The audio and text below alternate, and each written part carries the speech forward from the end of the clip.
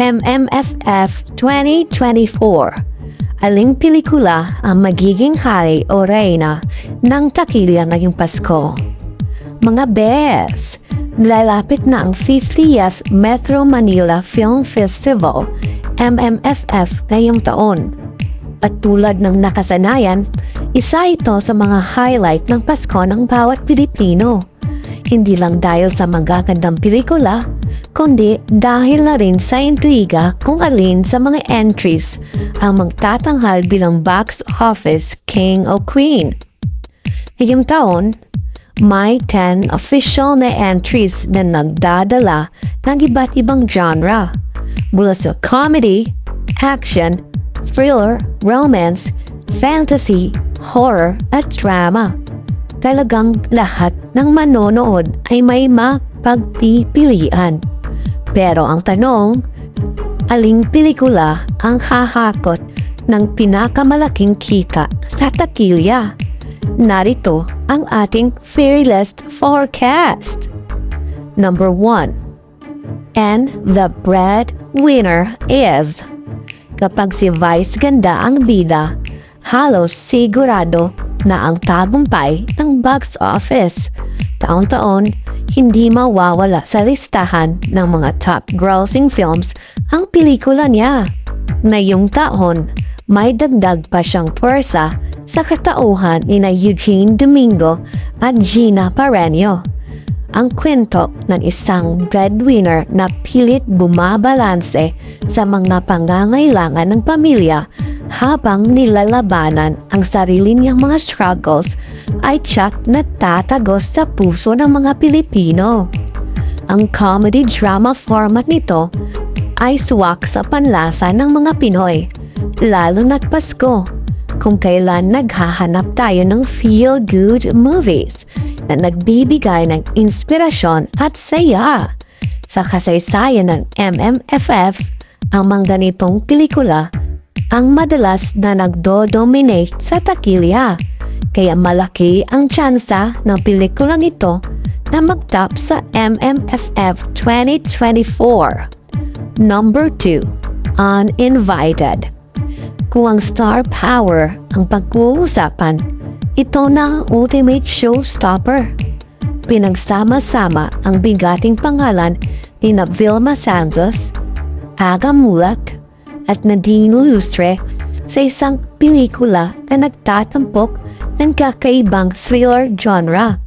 Ang kwento nito tungkol sa isang ina na lihim na pumunta sa party ng isang bilyonaryo para hanapin ang mustisya para sa kanyang anak ay tiyak na aakit ng curiosity ng mga manonood. Hindi karaniwan ang thriller ng MMFF, kaya fresh at unique ang approach nito. Bukod pa riyan, ang pagbabalik pelikula ni Vilma Santos ay isang malaking event para sa industriya.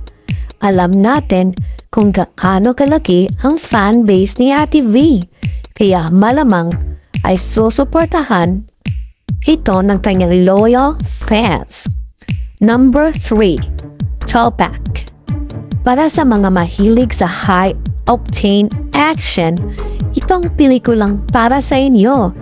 Bida rito si Arjun Atayde bilang isang veterano ng digmaan na may PTSD na nasangkot sa isang mapanganib na misyon. Kasama pa si Julia Montes na kilala sa kanyang dramatic at action-packed roles. Ang action genre ay bihirang mag-dominate sa MMFF, pero sa kasaysayan, kapag maganda ang execution, laging tumatabo ito sa takilya.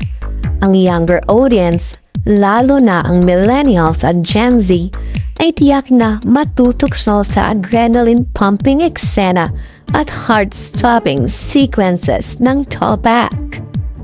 Dark horse entries. Bukod sa tatlong malalakas na contenders, hindi rin dapat baliwalain ang mga sumusunod na pelikula. My Future You. Ang tambala ni Francine Diaz at Seth Fidelin ay fresh at may malakas na hatak sa kabataang audience. Ang romantic comedy nito ay may twist ng time travel ay isang perfect mix para sa mga hopeless romantics. Espentaho. Hindi kumpleto ang MMFF kung walang horror. Bida rito si Judean Santos kasama sina Lorna Tolentino at Eugene Domingo. Laging patok ang mga ganitong pelikula dahil sa kakaibang takot at kilig na hatid nito. Sino ang magiging box office king o queen? Kung susuriin natin ang kasaysayan ng MMFF, ang family-oriented comedies at feel-good dramedies ang madalas na humahakot ng kita. Kaya malaki ang tsansa ng And the Breadwinner is na manghari sa takilya ngayong taon. Hindi rin pwedeng baliwalain ang lakas ng star-studded cast ng Uninvited at ang unique action vibe ng Tupac. Siyempre, ang lahat ng ito ay base lamang sa predictions. Depende pa rin ang lahat ng response ng audience sa mismong opening ng MMFF sa Disyembre 25, 2024.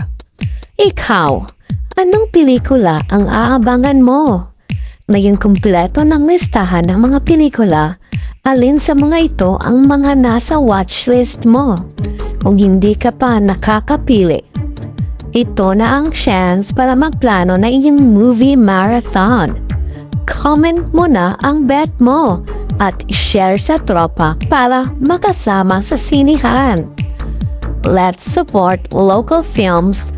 Sabay-sabay nating abangan kung sino ang magiging box office champion ng MMFF 2024.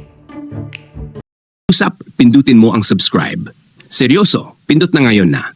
Isang click lang, promise, hindi ka mahirapan. Tapos, paki-follow mo na rin kami.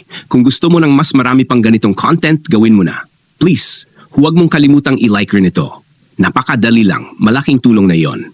At higit sa lahat, pakiusap, i-share mo ito. Bigyan mo rin ng chance ang mga kaibigan mo na makita ito. Sige na please. Salamat, ang bait mo talaga.